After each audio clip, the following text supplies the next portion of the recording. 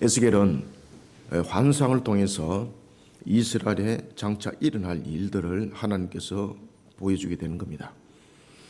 특히 이스라엘 향한 하나님의 심판을 그는 목격합니다. 그발강가에 그가 포로된 자로서 끌려왔지만은 그럼에도 불구하고 그는 여전히 하나님을 향한 신앙에 자신을 견고하게 세워나갔던 에스겔. 하나님은 그에게 25세의 포로로 끌렸던 그에게 30이 되었을 때에 그발강가에서 그에게 환상을 보여줍니다. 그러면서 그를 선지자로 세운 그 이유를 알게 하시고, 그리고 또한 선지자로 세워서 어떤 사명 가운데에 그가 걸어가야 되는지를 알게 합니다. 그때 하나님께서 환상의 가장 대표적인 두 가지를 보여주게 되는데, 가장 대표적인 첫 번째는 이스라엘의 영적 상태를 통해서 멸망에 대한 환상을 보여줍니다. 자신이 BC 590세에 끌려왔는데 그 이후에 이제 이스라엘이 멸망을 당할 것이라는 것이죠. 상상을 할 수 없는 것이죠. 예루살렘이 무너지고 성전이 회파당한 부분들을 하나님께서는 환상을 통해서 보여주게 됩니다. 그러면서 하나님께서는 그의 환상을 보여줄 때에 예루살렘이 왜 멸망을 당할 수밖에 없는가라는 부분에 대해서 그 환상을 하나의 비유적 측면에서, 상징적 의미 측면에서 한 가지 환상을 보여주게 됩니다. 그 환상이 어떤 내용을 담고 있는가 하면 바로 녹슨 가마였습니다. 우리가 여러분들 음식을 먹을 때에 가마솥안에 녹이 슬었다. 그러면 그 녹이 슬은 가마에 음식을 넣으면 그 음식은 먹을 수 있나요? 먹을 수 없는 거죠. 바로 이스라엘의 모습들이 바로 이와 같은 녹슨 가마였다는 것입니다. 이런 녹슨 가마를 향한 신앙의 모습, 하나님이 그들을 멸함으로 심판을 한다는 것입니다. 그런데 여기서 우리가 주목해야 될 것은 있습니다. 하나님께서는 에스겔에게 이와 같이 예루살렘의 멸망에 대해서 녹슨 가마를 통하여 이스라엘의 심판을 말씀을 할 때에 이스라엘을 향한 심판은 멸절이 아니라는 것을 말하고 있습니다. 그 심판은 곧 죄를 깨닫게 하고 알게 하고, 그리고 또한 불의를 회개시키기 위한 자기 백성을 향한 하나님의 일하심이라는 것을 에스겔에게 알게 합니다. 그리고 또한 하나님께서는 이 때를 위해서 한 도구를 사용합니다. 그것은 바로 이방인이라는 나라의 도구였습니다. 그 이방인이라는 나라의 도구 속에는 강력한 나라도 있고 잔인한 나라도 있고, 그러한 나라들을 하나님께서는 이스라엘을 징계하는데 그 도구로 사용을 하겠다는 것입니다. 그런데 문제는 하나님께서 이와 같이 도구로 사용하고자 했던 그 이방 나라들이 도구의 범위를 넘어서 버리는 겁니다. 잔인함과 포악함과 그리고 또한 하나님을 조롱하기까지 그러한 만행을 일삼지 않는 이런 이방 나라, 결국은 그들은 그 일들로 인해서 심판을 당하게 됩니다. 이런 부분들을 에스겔서는 굉장히 많은 분량을 통해서 이야기를 해주고 있습니다.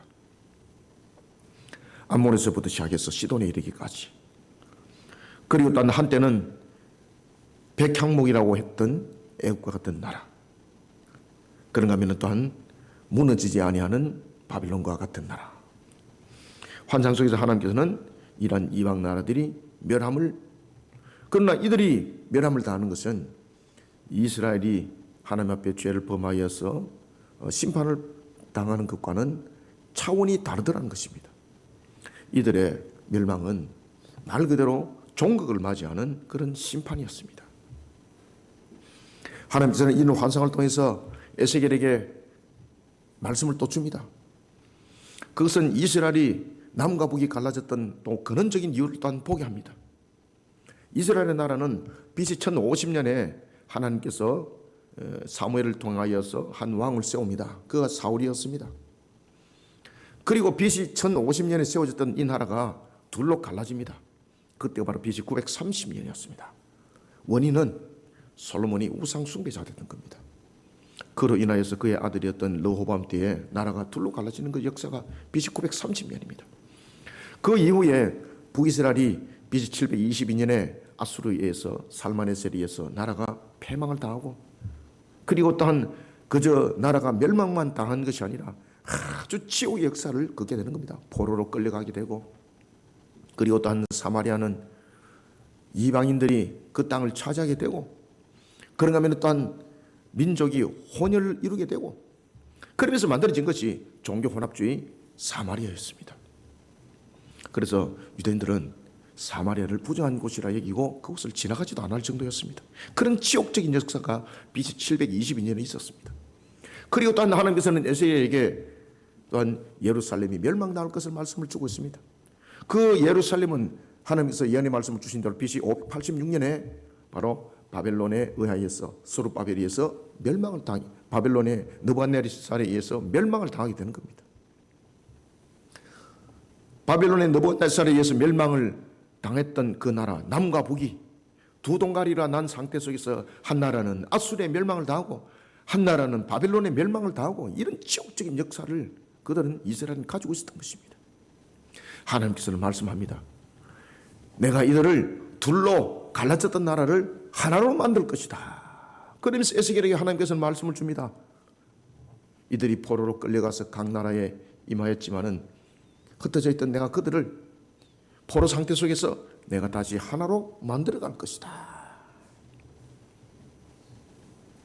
남과 북으로 갈라져 있던 이스라엘은 포로기를 통해서 다시 하나가 될 것을 하나님이 약속합니다. 이스라엘을 회방하는 또한 강력한 세력인 곡은 전염병과 피로 심판할 것이고, 폭우와 큰 우박덩이와 불과 유황꽃을 쏟아내어서 멸할 것이라고 에스겔서 39장 22절과 23절은 또한 증가합니다. 그러면서 에스겔서 39장 21절과 23절은 그날 이후에 이스라엘 족속은 내가 여호와 자기들의 하나님인 줄 알겠고, 여러 민족은 이스라엘 족속이 그 죄악으로 말미암아 사로잡혀 갔던 줄을 알지라. 이를 통해서 열방들에게는 여호와 하나님이 참신인 것을 증명시키고, 그리고 단 이스라엘을 향해서는 자기 백성을 향한 하나님을 바라보게 하겠다는 겁니다. 사랑하는 성도 여러분, 참으로 우리는 지금 혼탁한 시대를 살아가고 있습니다. 무엇이 바른 것이고 무엇이 그런 것인지 우리는 알고 있습니다. 그런데 그것을 또한 더욱더 바르게 세워나가려고 그러면은, 무엇이 정답인가를 우리가 바르게 알려고 그러면은 이 땅이 세워진 목적과 우리가 있는 목적을 더욱더 잘 아는 것이 더 중요합니다. 우리가 살아나가는 현실도 보면은 우리가 그릇된 것, 잘못된 것 구별하지 않습니까? 그런데 이 잘못되고 그릇된 것들을 그릇된 것을 구별하는 것도 우리의 판단이 기준이 되면은 이 구별력도 또한 잘못된 것이 될 수가 있습니다. 그래서 제일 중요한 판단력은 하나님께서 우리를 이 땅에 세우신 목적과 이유가 무엇인지를 돌아보고, 그러한 속에서 우리가 나라를 돌이켜보고 우리 자신을 돌이켜보고 이러면은 답이 환하게 나와 있습니다. 그래서 하나님은 이러한 이스라엘의 잘못을 심판하면서 그들을 돌이킬 때에 그저 기분에 따라서 돌이키는 것이 아니라 그들이 왜 이런 멸망에 이르게 된지를 깨닫게 해서 돌이키겠다는 겁니다. 자신들은 판단 속에서는 자신들이 잘못한 것을 알고 있지 못하는 겁니다.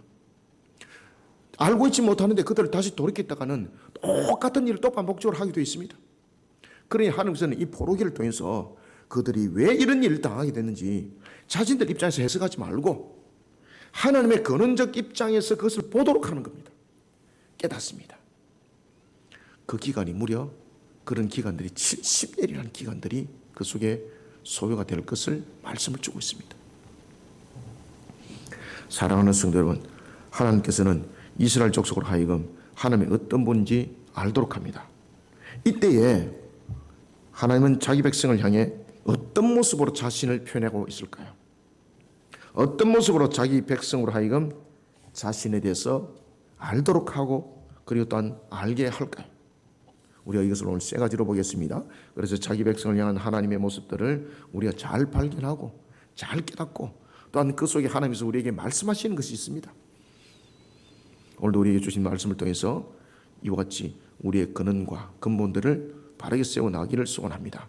먼저 우리가 25절 한 절을 함께 읽습니다. 시작.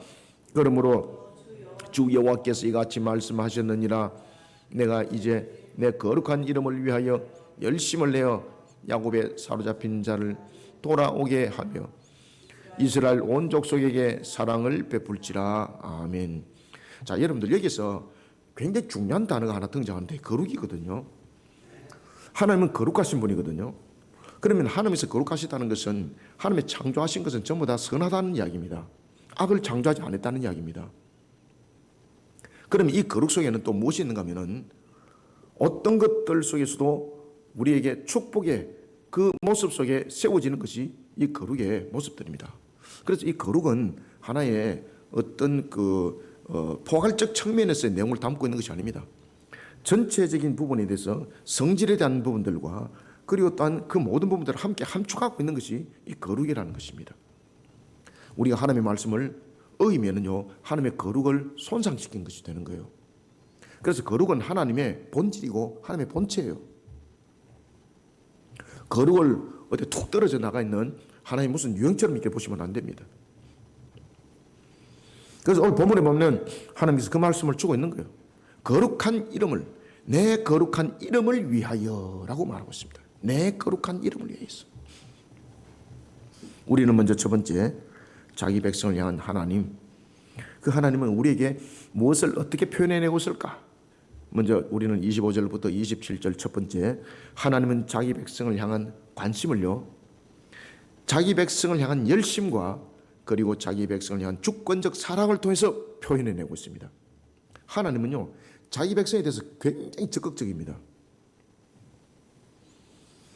지금도 하나님께서 우리에게 응답하고 있는 겁니다. 하나님께서 우리에게 응답하고 있는 것은 우리가 뭔가 무슨 색다르게 느끼지고 이것을 응답으로 여기고 있는데 그렇지 않습니다.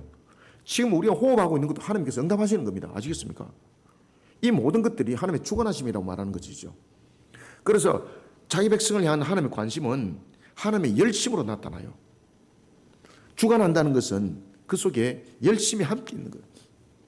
오늘도 여러분들 해와 달이 우리를 밝히고 있습니다. 이게 하나님의 주관하심이 없이는 안 되는 겁니다. 하나님의 열심이라는 주관하심이 없이는 안 되는 겁니다. 오늘도 우리가 일용할 양식을 먹습니다. 내가 돈을 벌어서 그 양식을 사 먹었다 생각하지 마시길 바랍니다. 하나님께서 양식을 공급 안 하면은 온 나라의 화폐가 아무리 많아도, 검은 보화가 아무리 많아도 식량, 하나님께서 그 식량을 허락지 않으면은 그 식량 살 수 없습니다. 아시겠습니까? 그 열심으로 하나님은 자기 백성을 향하고 있습니다. 그 속에 주권적 사랑이 있는 겁니다. 그래서 요한복음 3장 16절에도 보면 구원에 대해서 말씀을 줄 때 하나님이 세상을 이처럼 사랑하사 독생자를 주었으니 이는 저를 믿는 자마다 멸망치 않고, 그렇죠, 영생에 이르게 하기 위한 그 목적을 가지고 하나님은 우리를 사랑하시는 거죠, 여러분들. 하나님은 자기 백성을 향한 관심을 자기 백성을 향한 열심과 자기 백성을 향한 주권적 사랑을 통해서 표현해내고 있습니다. 하나님께서는 거룩한 이름을 위해 자기 백성인 이스라엘을 회복시킬 것을 말씀합니다. 그런데 문제는 이스라엘의 모습입니다. 에스겔서 39장 24절을 보면은 이스라엘은 영적으로 육적으로 이미 정결함을 잃어버렸습니다. 정결함을 잃어버렸다는 것은 뭔가 하면요, 분별력이 이미 상쇄됐다는 겁니다. 상실됐다는 겁니다. 그러니까 자신이 죄를 범하고 있음에도 불구하고 죄를 범하는 것을 정당성으로 말하고 있고, 자신이 지금 불의할 일을 하고 있음에도 불구하고 그것을 정의롭다고 말하고 있는 겁니다. 지금 이스라엘이 그 상태가 됐다는 겁니다. 그래서 그것을 에스겔서에는 어떻게 표현하고 있는 거면 더러워졌다라고 말하고 있는 겁니다. 더러워졌다. 우리가 더러워지니까 더러워진 모습 속에서 같이 전부 다 살아가다 보니까 더러워진 것이 깨끗해진 것이 구별이 안 되는 것처럼 똑같은 그러한 내용 속에 이스라엘이 젖어 들어있는 상태다 이 말입니다.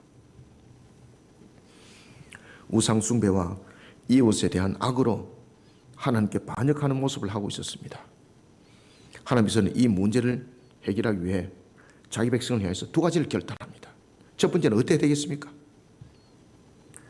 스스로가 지금 이 문제를 해결하지 못하니까 하나님이 열심히 나서야 되는 거예요. 그래서 하나님께서는 그 열심을 통해서 이루기 위해서 두 가지를 하나님은 결단합니다. 하나는 이 열심을 통해서 그들을 부끄러움을 느끼게 만들어야 되는 거예요. 그리고 또 하나는 부끄러움을 느끼게 만드는 것으로 끝나는 것이 아니라 하나님께서 이들을 또한 돌이킴을 통해서 그 거룩함을 나타내고 하나님의 열심을 나타내겠다는 겁니다. 그래서 먼저 첫 번째는 부끄러움을 품고 하나님께 범한 죄를 뉘우치게 할 것이고, 그리고 두 번째는 만민이 보는 앞에서 자기 백성을 포로 가운데서 돌아오게 할 것을 약속했던 겁니다. 하나님께서는 이 두 가지를 결단하면서 실행을 시킨 겁니다. 하나님께서는 이 두 가지 실행을 자신의 거룩과 연결시키고 있었습니다. 그러니 이 거룩과 연결시키고 있다는 것은 어떤 내용입니까? 이것이 보복과 복수가 된다면 이것은 거룩이 되지 않습니다.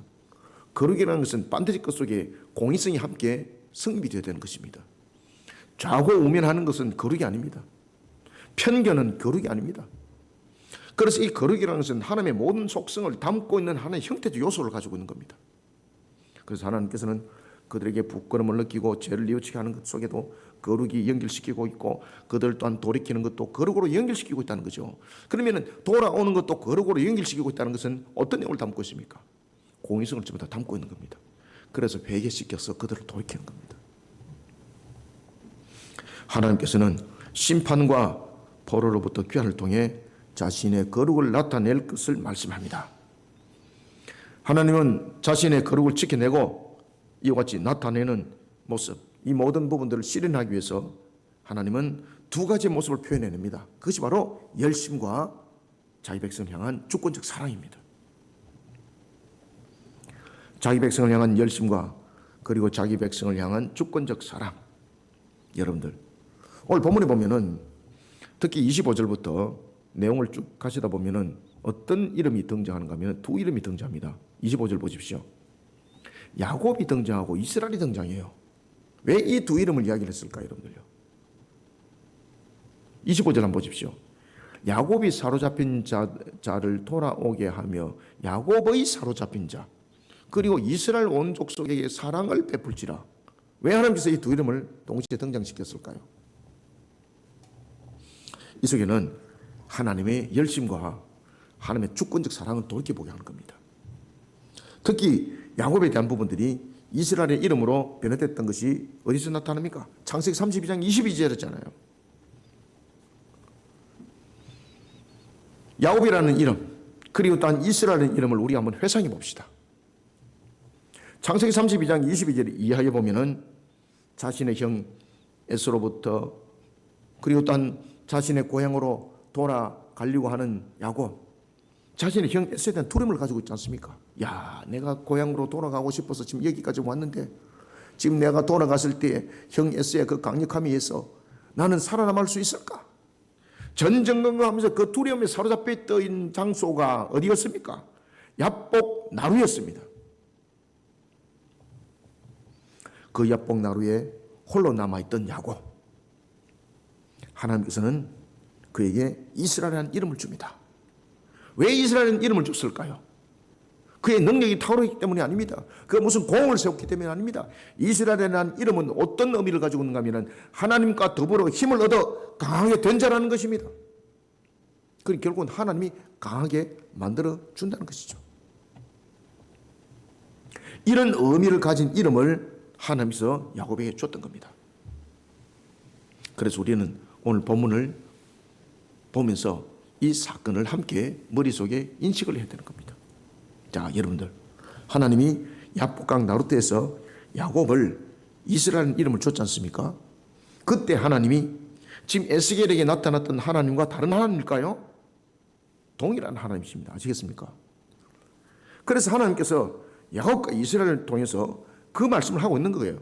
그때나 지금이나 언제나 하나님은 자기 백성을 향한 그 마음은 변함이 없다는 것입니다. 아시겠습니까? 그리고 하나님은 항상 열심을 다해서 자기 백성을 이끌어갔고, 하나님은 열심을 다해서 그들을 복된 길로 인도했다는 것입니다.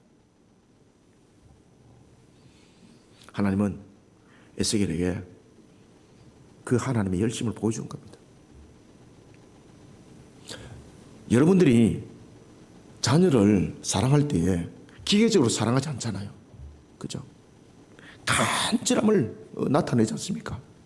하나님의 사랑은 여러분들이 자녀를 사랑하는 그 간절함을 넘어서는 겁니다. 그러면 하나님이 자기 백성을 향한 사랑이 얼마큼 여러분들 깊고 넓은가 아시겠죠? 우리가 가지고 있는 열심은 한정을 가지고 있습니다. 유한성을 가지고 있습니다. 그런데 하나님의 열심은 무한성입니다. 그러니까 자기 백성을 향한 하나님의 열심이 얼만큼 우리에게 은혜로 부어지는지를 알고 계셔야 되는 겁니다. 그것을 하나님은 야곱과 이스라엘을 통해서 생각하게 하고 기억하게 하는 겁니다. 그때도, 그리고 에스겔에게 환상을 통해 이스라엘을 조명할 때도 동일한 것이 있습니다. 자기 백성 삼은 자를 향한 하나님의 열심입니다. 그리고 자기 백성 삼은 자를 향한 하나님의 주권적 사랑입니다. 하나님은 저와 여러분들을 선택했거든요. 지금도 하나님은요, 저와 여러분들에서 열심히 일하고 있어요. 여러분들 아시겠습니까? 하나님이 저와 여러분들을 얼마나 사랑하는 줄 아십니까? 여러분들 어디 갖고 사랑받아 본 적이 있습니까? 하나님이 얼마나 사랑하는지는 우리가 살아나가는 과정 속에서 이것을 다른 것으로 느낄 수가 없습니다. 그래서 신앙 속에 저들에만이 이것이 보이는 겁니다. 그러니까 하나님께서 환상 속에서 에스겔에게 보여준 거예요. 이 자체, 이 사실은. 하나님께서 자신의 거룩한 이름을 위해 더러움과 범죄 가운데 놓인 이스라엘을 회복시키기 위해서 열심을 내는 거예요. 여러분들 우리나라가 왜 이렇게 시끄러운 줄 아십니까? 하나님이 이 나라와 이 민족을 사랑하기 때문인 거예요.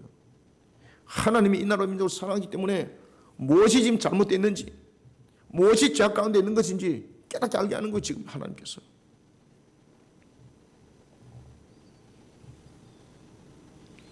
그런 우리의 모습을 통하여서 우리를 다시 한 번 더 보게 하는 거예요. 하나님은 거룩한 이름을 위해 더러움과 범죄 가운데 놓인 이스라엘을 회복시키기 위해서 열심을 내고 있습니다. 그 열심은 자기 백성을 향한 하나님의 사랑의 확증이었습니다. 그러니까 하나님의 열심이 사랑으로 연결되고 있다는 것을 반드시 기억하시길 바랍니다. 그렇기 때문에 요한복음 3장 16절 하나님이 세상을 이처럼 사랑하사 독생자를 주셨으니 이는 저를 믿는 자마다 멸망치 않고 영생에 이르게 할 것이라는 그 열심, 그것이 사랑으로 연결되어 있던 거예요. 하나님이 우리를 향한 열심, 여러분들을 향한 열심이 열심만으로 있는 것이 아니에요. 사랑이 함께 있어요. 25절부터 27절을 우리가 한 목소리로 읽어봅시다. 시작. 그러므로 주 여호와께서 이같이 말씀하셨느니라. 내가 이제 내 거룩한 이름을 위하여 열심을 내어 야곱의 사로잡힌 자를 돌아오게 하며 이스라엘 온 족속에게 사랑을 베풀지라.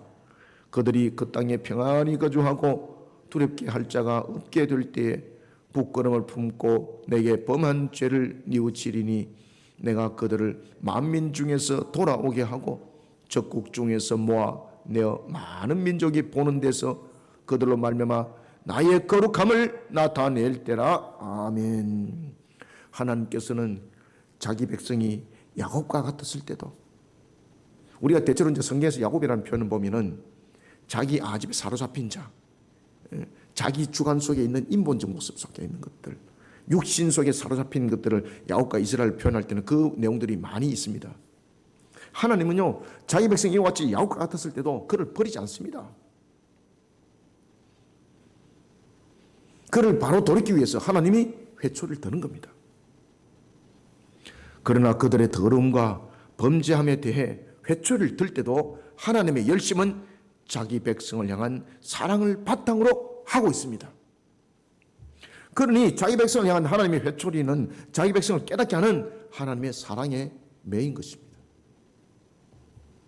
사랑하는 성도 여러분, 하나님은 자기 백성으로 하여금 죄를 알게 하고 깨닫게 하고 뉘우치게 하고 돌아오게 하는 열심의 은혜를 베푸실 때 자신의 거룩한 이름을 위해 이 모든 것들을 감당해 나갑니다.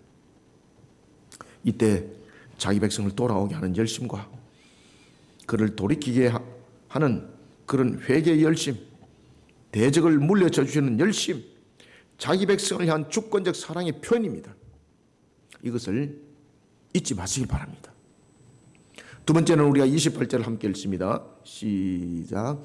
전에는 내가 그들이 사로잡혀 여러 나라에 이르게 하였거니와 후에는 내가 그들을 모아 고국 땅으로 돌아오게 하고 그 한 사람도 이방에 남기지 아니하리니 그들이 내가 여호와 자기들의 하나님인 줄 알리라. 아멘. 두 번째는 하나님은 자기 백성의 회복이라는 언약의 실현입니다. 언약의 실현을 통해 여호와가 자기 백성의 하나님 것을 증명시켜 줍니다. 그래서 우리가 신앙 가운데 바르게 반응만 하기만 하면은요, 하나님께서 이미 말씀을 준 그 전부 다 모든 것을 만복을 다 누리게 되어 있습니다. 그래서 우리가 복 받는 비결이 어디 있습니까? 제게 사람들이 늘 물어보거든요. 그러면 내가 너무 간단하다. 너무 간단하다. 신명기 딱 한 절만 보면 된다.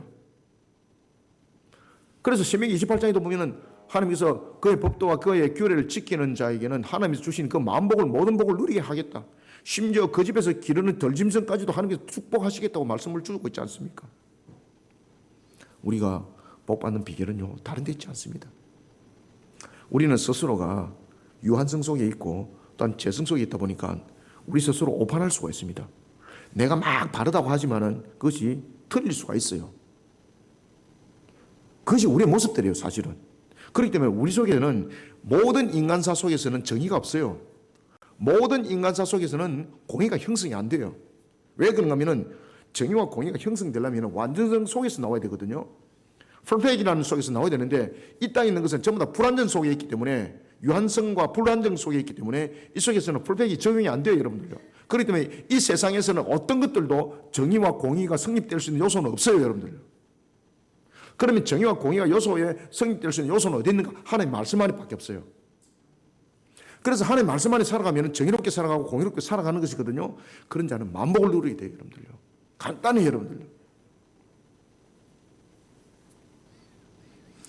제가 여러분들에게 늘 강조하는 가운데 하나가 날마다 하나님을 시험해 보라 그러지 않습니까? 하나님을 시험해 보십시오. 하나님 말씀대로 살아가면서 몸부림을 치보십시오. 우리는 28절 통해서 하나님은 자기 백성의 회복이라는 언약의 신을 통해서 여호와가 자기 백성의 하나님인 것을 증명시켜줘요. 하나님께서는 자기 백성인 이스라엘이 포로로부터 예루살렘으로 귀환할 때 숨어서 또는 도망쳐서 오도록 하지 않습니다. 귀환도 숨어서 올 수 있잖아요. 그죠? 도망쳐서 올 수 있잖아요. 그런데 오늘 본문 보십시오. 어떻게? 많은 민족이 보는 앞에서 이것들을 이루겠다는 것입니다.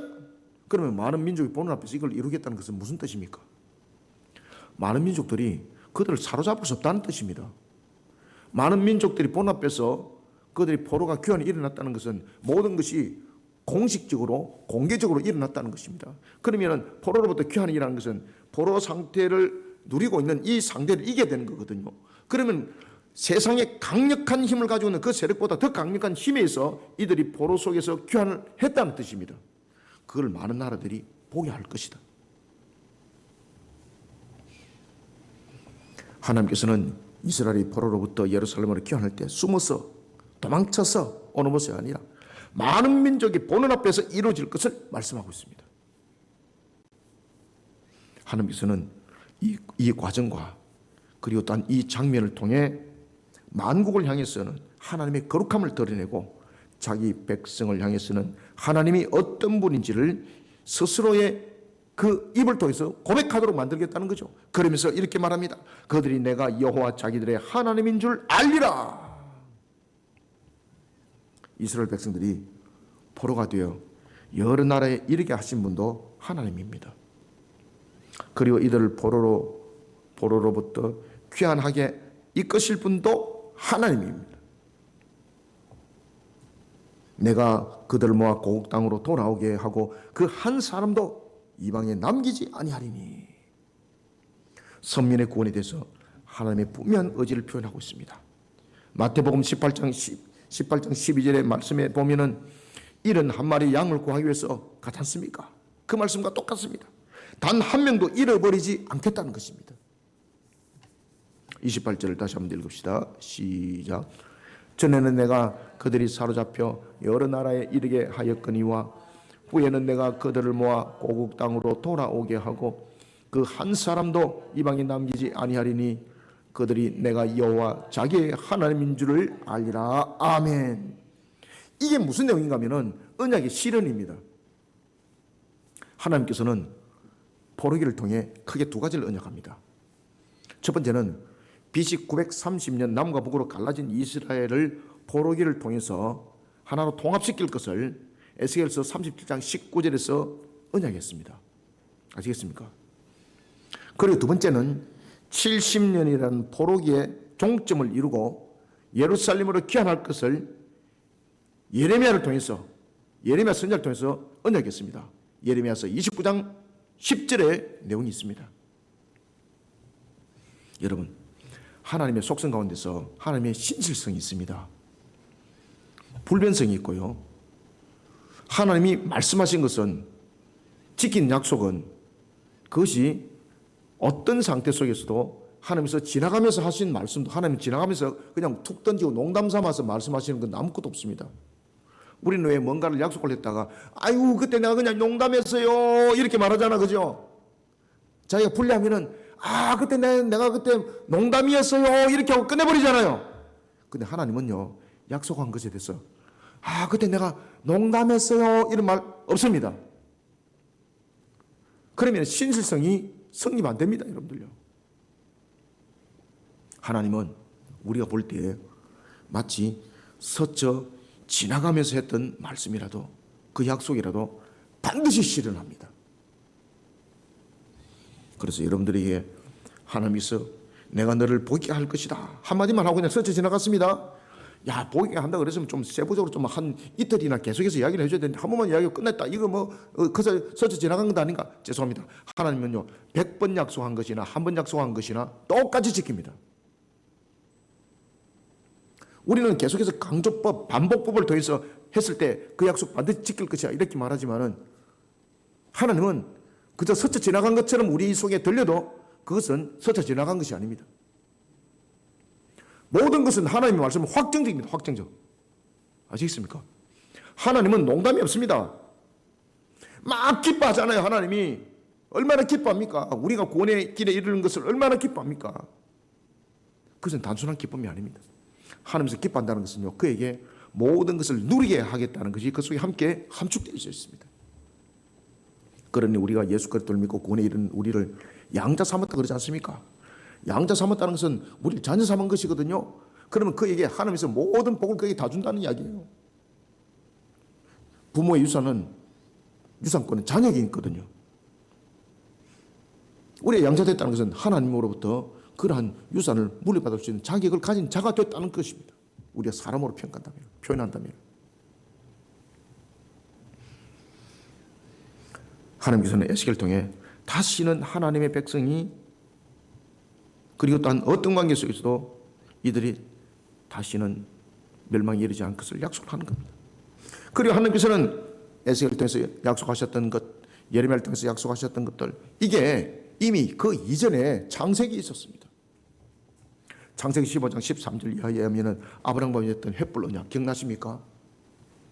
이때도 하나님께서는 아브라함과 언약을 맺을 때에 아브라함의 자손이 애굽의 큰 민족으로 이룰 것과 400년 동안 그곳에서 종살이할 것을 하나님께서 이미 말씀하셨어요. 그런데 종살이로 끝나는 것이 아니라 그로부터 반드시 큰 민족을 이끌고 나올 것을 하나님은 언약하셨습니다. 그 언약 단 한 줄로서 언약하셨거든요. 그것이 그대로 역사 속에 실현되었습니다. 그것이 바로 출애굽기 12장 37절입니다. 출애굽의 역사죠. 유아 외에 보행하는 장정만 60만 가량이었더라. 사랑하는 성도 여러분, 하나님께서는 언약하신 대로 그 뜻을 반드시 성취합니다. 그러면서 하나님께서는 말씀하십니다. 언약한 대로 그 뜻을 성취하여서 여호와가 자기 백성의 하나님인 것을 증명시켜 줄 것이라 했습니다. 이 약속의 말씀대로 반드시 실현된 줄, 그리고 실현될 줄 믿으시길 바랍니다. 마지막으로 세 번째는 우리가 29절을 함께 읽습니다. 시작. 내가 다시는 내 얼굴을 그들에게 가리지 아니하리니 이는 내가 내 영을 이스라엘 족속에게 쏟았음이라. 주 여호와의 말씀이니라. 아멘. 자, 여기서 여러분들이 이제 주목해야 될 것은 영이라는 부분에 대해서 주목을 하셔야 돼요. 내가 다시는 내 얼굴을 그들에게 가리지 아니했다. 자, 이 속에서 이제 무슨 이야기를 하고 있는가 하면요, 은혜에 대해서 이야기를 하고 있습니다. 우리 마지막으로 자기 백성을 향한 하나님은요, 은혜의 하나님인데 어떤 은혜의 하나님일까? 하나님은 자기 백성을 안전하게 지키시고 온전한 백성으로 이끌어 가시는 은혜의 하나님이라는 것을 잊지 마시길 바랍니다. 그래서 29절에 보면 내 얼굴을 그들에게 안 가린다는 거죠. 얼굴을 가린다는 것은 내가 그냥 쌩 깐다는 이야기거든요. 얼굴을 안 가린다는 것은 내가 그를 지킨다는 뜻이고 그를 이끌어 간다는 뜻이에요. 아시겠습니까? 하나님은 얼굴이 없어요. 그러나 그럼에도 불구하고 내 얼굴을 그들에게 가리지 아니한다는 것은 자기 백성을 하나님께서는 무엇이 잘못됐는가 일일이 다 살핀다는 뜻이에요. 그리고 어떤 길로 가야지 똑바른 길을 가는지를 이끌어 간다는 거죠. 그런 은혜를 베풀어 주신다는 거예요. 그래서 얼굴을 안 가린다는 거예요. 하나님께서는 에스겔을 통해 다시는 하나님의 백성이 이방인들의 칼에 엎드러지는 일이 없을 것과 이방 나라에 사로잡혀 가는 일이 없을 것을 내가 다시는 내 얼굴을 그들에게 가리지 아니하리니를 통해서 강조하고 있습니다. 하나님이 여러분들 삶에 얼굴을 가리지 아니할 것입니다. 이게 얼마나 큰 복인가 아십니까? 하나님이 우리 향해서 얼굴을 가리지 않으면은, 야, 요놈이 어디로 가야 되는지 복되는지 알고 계시는 거죠, 그죠? 그러니까 그 길로 이끌어 가는 거예요. 대적들이 있다. 하나님께서 더 잘 아시잖아요. 그냥 다 물리쳐버린 거예요, 하나님께서. 우리가 이제 그 지난 한 주간에 참 이 많은 일들이 있었습니다, 그죠? 그런데 얼마나 또 은혜스럽습니까? 우리가 이제 순천에 이제 왔다 가면서 참 많은 것들을 느꼈었습니다. 계단에서 굴러 떨어졌는데 저는 그 소리에 쿵 하는 소리에 내가 너무 놀랐었죠. 와, 뇌진탕인 줄 알았는데 뇌진탕은 아니었고 보니까 다리가 겹쳐져 있는데 이거는 다리가 최선도 아작났을 것이다. 근데 너무 감사한 것은 하나님께서 그 순간 전부 다 붙들고 계셨던 것이죠. 얼마나 감사해요. 우린 최선도 골절이라 봤지 않습니까? 그 나중에 보니까 한 전부 다 회복 다섯 개 지금 잘 걸어 다니고 있습니다. 아주 잘 걸어 다니고 있습니다. 얼마나 감사한지. 하나님은 자기 백성을 안전하게 지키시고 온전한 백성으로 이끌어 가시는 은혜 하나님이라는 것을 가지고 우리는 다시 한번 발견했던 거예요, 여러분. 얼마나 감사해, 그죠?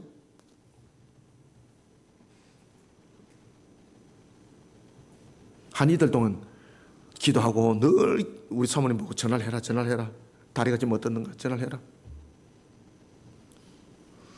여러분들, 하나님은요, 이와 같이 자기 백성이 실수해서 넘어져도요, 하나님께서 그 순간에 확 보담아 버려요, 여러분들요. 일반 사람들이 그날 뒹굴려졌으면요, 대형 사고 났습니다, 여러분들요.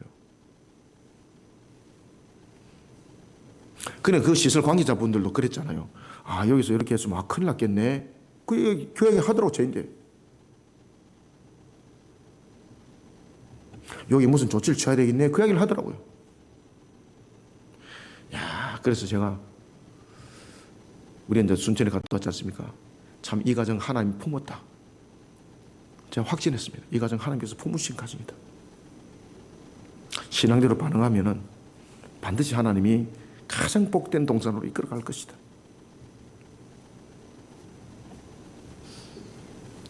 내가 다시는 내 얼굴을 그들에게 가리지 아니하리니를 통해서 이것을 강조하고 있습니다. 자기 백성을 안전하게 지키고 이끌어갈 것을 강조하고 있습니다. 더 이상 죄짓는 일에 함께하는 일이 없을 것을 강조하고 있습니다. 왜? 하나님이 바르게 이끌어가겠다는 거거든. 내가 과거에는 하나님을 몰랐을 때는 무엇이 죄인지를 알지 못했지만 이제 하나님이 어떤 분인가를 알고 난 뒤에는 하나님이 이끌어 가시는 거예요. 자기 백성을 얼굴을 가리지 않고 이끌어 가시는 거예요. 에스겔을 통해 전해지는 메시지는 자기 백성을 향한 하나님의 은혜를 약속하고 있습니다. 징계와 심판의 소용돌이 역사를 펼쳐 보이는 것은 너희들로 하여금 비참에 이르지 않도록 오히려 유의하도록 하나님께서 경고를 주는 것이었습니다. 징계와 심판의 소용돌이, 그 소용돌이 속에 펼쳐지는 것, 사람은 비참한 맛만 봅니다. 그런데 하나님은 그 과정을 통해서 다른 일들을 하고 계셨습니다. 하나님의 경고의 음성과 그 경고의 음성 속에 은혜가 함께 묻어 있었습니다. 29절을 다시 한번 읽읍시다. 시작. 내가 다시는 내 얼굴을 그들에게 가리지 아니하리니 이는 내가 내 영을 이스라엘 족속에게 쏟았음이라. 주 여호와의 말씀이니라. 아멘. 징계와 시련의 역사를 자기 백성 가운데 펼쳐 보이는 것은 공포를 조장하거나 협박을 일삼기 위한 조치가 아닙니다. 시련과 고난의 역사가 멸망으로 끝나지 않고 회복으로 전개되는 부분. 그러니까 여러분 보십시오. 이스라엘 역사가 멸망으로 끝나지 않지 않습니까? 결국은 하나님께서 회복으로 전개시키고 있습니다. 이것은 바로 자기 백성을 향한 하나님의 간절한 은혜가 그 속에 함께 담겨 있다는 뜻입니다. 그래서 내 영을 이스라엘 족속에 쏟았음이라 라고 말씀을 주고 있는 겁니다.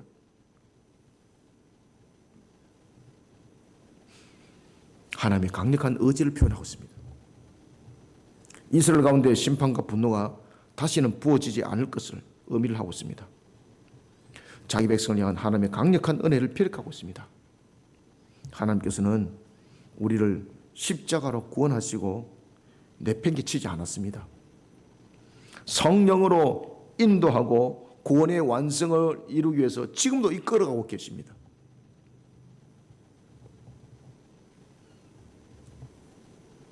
고린도후서 1장 21절과 22절은 여기 대해서 이렇게 증거합니다.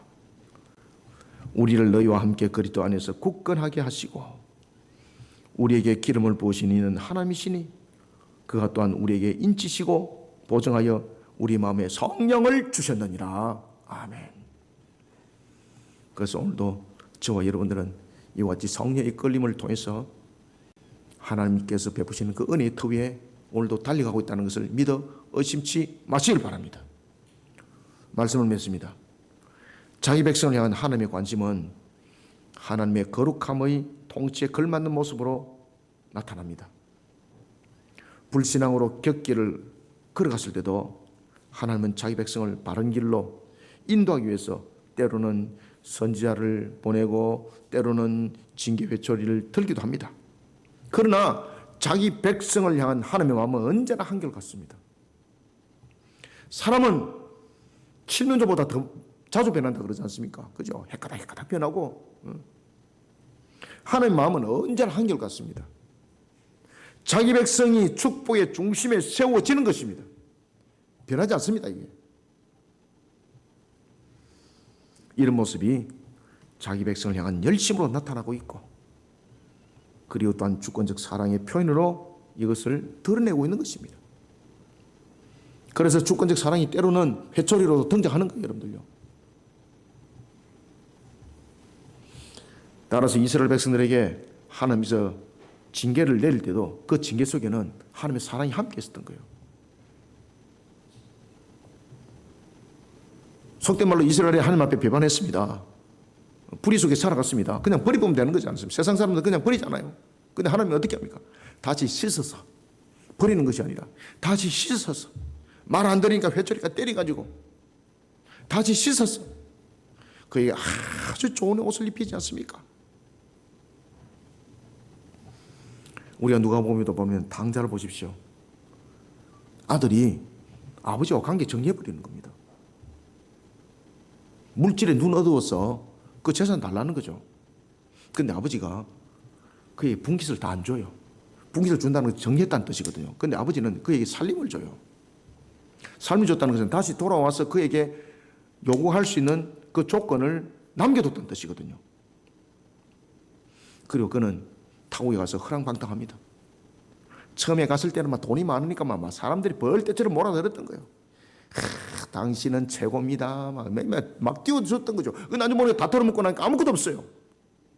자신과 그렇게 친했던 사람들, 자신을 세계에서 최고입니다. 당신은 위대한 인물입니다. 이렇게 말했던 사람들한테 가서 밥 한 그릇 달라 그러니까 이 거르지야 어디서 여기서 와서 여기서 네가 개기고 있어 이러면서 막 그냥 박대하는 겁니다. 그런 그가 나중에 돼지우리간에서 돼지가 먹는 음식조차도 자신에게 돌아오지 않더라는 겁니다. 그러니 그가 뭐라고 말합니까? 야, 내 아버지 집의 종들은 그래도 이보다는 낫다. 내가 참으로 세상 속에서 얻을 것이 아무것도 없었구나. 내가 참 아버지에게 죄는 범했지만 돌아가면은 아버지 종이 되어서 그래도 밥이라도 새끼라도 얻어볼 수 있지 않겠는가. 그러면서 돌아오는데 아버지는 이미 이 아들이 떠날 때부터 밖에서 이 아들을 돌아올 것을 밖에서 기다리고 있었어요. 이게 하나님 마음이에요. 여러분들 아시겠습니까? 이게 하나님의 열심이고 이게 하나님의 주권적 사랑이에요. 멀리서 보니까 아주 거지 같은 것이 오는데 아버지는 그 아들을 아는 거예요. 부모는 자녀들이 아무리 이상한 모양을 해도 부모는 그 자식을 알거든요. 부모만이 아는 것이 있어요. 부모만이. 그게 참 멀리서 오는데 아주 거지 같은 것이 마치 짐승 같은 것이 오는데 보니까 딱 아들인 거예요. 아버지가 안 기다려요. 아버지가 쫓아가는 거예요. 아버지가 쫓아가서 그 아들을 품는 거예요. 그 아들은 이렇게 말합니다. 아버지여 나를 종으로 삼으소서라고 말하니까 아버지가 뭐라고 말합니까? 누가 어찌 나의 종이냐 내 아들인데. 종을 시켜서 그에게 몸을 깨끗하게 씻게 하고 가장 좋은 옷을 입히면서 아들로서 그 기업을 물을 것을 그 권세와 그 권한과 그 유산을 그에게 그대로 주더라. 사랑하는 성도 여러분, 하나님은 자기 백성을 향한 열심, 그 열심만으로 끝나지 않습니다. 그 열심이 주권적 사랑으로 오늘도 저와 여러분들 향하고 있다는 것을 잊지 마시길 바랍니다. 오늘도 이러한 은혜 속에 우리는 복된 동산을 이루고 있다는 것을 믿음의 눈으로 바라보는 우리 모든 성도들이 다 되시길 주님의 이름으로 축원합니다. 하나님 감사합니다. 주님께서 베푸시는 은혜 속에 오늘도 우리를 세워주시고 믿음 소망 가운데 달려가 계시니 감사합니다. 자기 백성을 향한 하나님의 열심과 그 주권적 사랑이 오늘도 우리를 향하고 나를 향하고 있음을 믿습니다. 오늘도 믿음 소망 안에 달려가는 우리 모든 성도는 오늘도 하나님의 그 열심과 그 주권적 사랑 안에 놓여 있음을 다시 한 번 더 돌아보고 확인하고 확정합니다. 살아계신 하나님, 오늘도 종의 입술을 통해서 또한 증거된 말씀은 우리 모든 성도들에게 이 한 날에서는 금이 말씀이 되게 해주시고 혼과 입과 골수를 찔러 쪼개 하여 주시옵소서. 우리의 화복의 주권자 되시는 하나님께서 오늘도 자기 백성을 향한 하나님의 이 간절한 마음들을 우리에게 하나님이 주신 말씀으로 깨닫게 하셨사오니 주님 주신 이 말씀 속에 우리가 다시 한 번 더 녹여지고 주님의 결실이 되기를 소망합니다. 오늘도 주신 말씀이 우리 모든 성도들에게 같이 꼴이 되고 양식이 되기 부족함이 없도록 은혜담이 풍성히 부어 역사하여 주시옵소서. 예수님 이름으로 기도드립나이다. 아멘.